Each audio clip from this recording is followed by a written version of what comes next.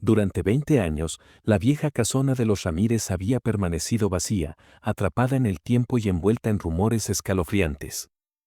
La familia que la habitaba, compuesta por el padre, la madre y sus 2 hijos, desapareció sin dejar rastro una noche de tormenta.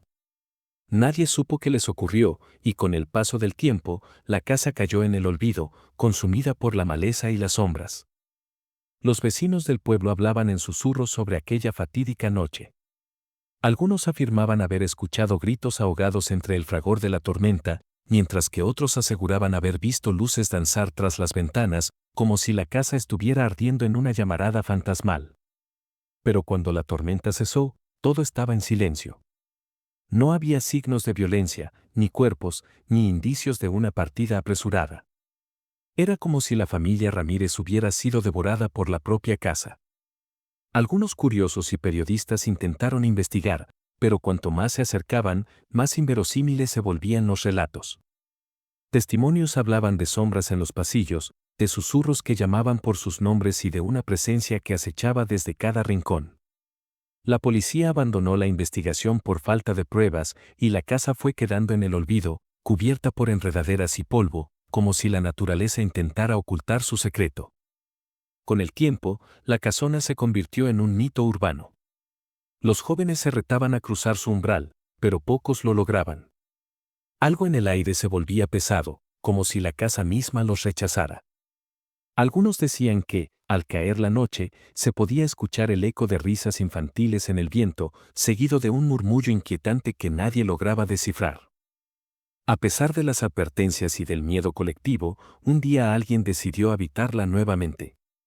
Y fue entonces cuando la historia de los Ramírez volvió a cobrar vida. Pero ahora, un nuevo inquilino había llegado.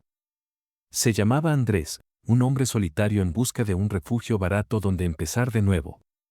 No le importaban los cuentos de la gente del pueblo sobre la casa maldita. Para él, solo era una vivienda en mal estado que podía restaurar. Sin embargo, desde la primera noche, empezó a notar que algo no estaba bien. El aire en la casa era denso, como si estuviera cargado de una energía invisible.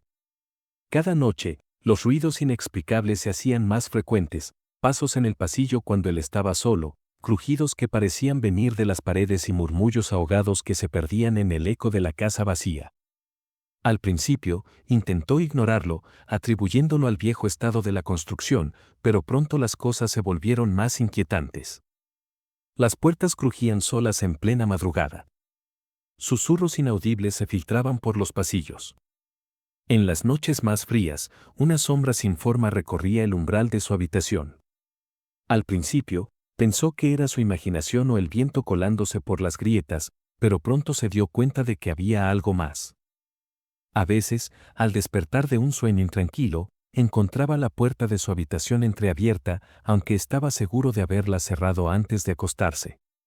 Otras noches, despertaba con la sensación de que alguien lo observaba desde la oscuridad, pero al encender la luz, no había nada, o al menos, nada visible.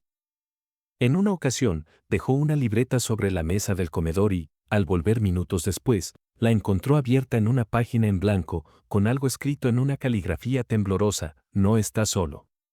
Un escalofrío recorrió su espalda. Quiso convencerse de que lo había escrito él mismo, tal vez en un lapsus de sonambulismo, pero en el fondo sabía que no era así. Una noche, cuando el silencio era más profundo y el aire más helado de lo habitual, Andrés despertó con un escalofrío. Algo lo obligó a mirar hacia un rincón de la habitación. En la penumbra, la sombra se delineaba con una presencia densa y opresiva. No tenía rostro, pero Andrés sintió su mirada clavada en él. El miedo se apoderó de su cuerpo. Trastabilló al intentar levantarse de la cama, pero sus piernas se sentían pesadas. Un murmullo apenas audible llenó el cuarto, como si varias voces susurraran al unísono desde las paredes. Entonces, la sombra avanzó lentamente, deslizándose hacia él sin hacer ruido. Una noche, mientras revisaba el desván, encontró un viejo diario escondido bajo las tablas del suelo. Pertenecía a la hija menor de los Ramírez, una niña llamada Sofía. Sus últimas páginas describían un miedo creciente en la familia. Hablaban de sombras en la oscuridad, de voces que les llamaban por su nombre y de pesadillas que se volvían reales. La última anotación era un mensaje aterrador. Papá dice que si escuchamos los susurros, no debemos responder. Mamá llora en las noches. Algo nos observa. Algo quiere llevarnos. Si alguien encuentra esto, por favor, no se quede en esta casa. Andrés sintió un escalofrío recorrer su espalda. Cerró el diario con manos temblorosas y, en ese instante, el ambiente a su alrededor pareció volverse más denso. Un susurro llegó a sus oídos, pronunciando su nombre con un tono gélido y perturbador. Cuando giró la cabeza hacia la puerta del desván, vio algo que lo dejó paralizado, una silueta oscura, alta e informe, lo observaba desde la penumbra. A la mañana siguiente, el pueblo notó que la casa tenía una nueva ventana rota, como si alguien hubiera intentado huir en vano. Nadie volvió a ver a Andrés. La casa seguía en pie, esperando a su próxima víctima.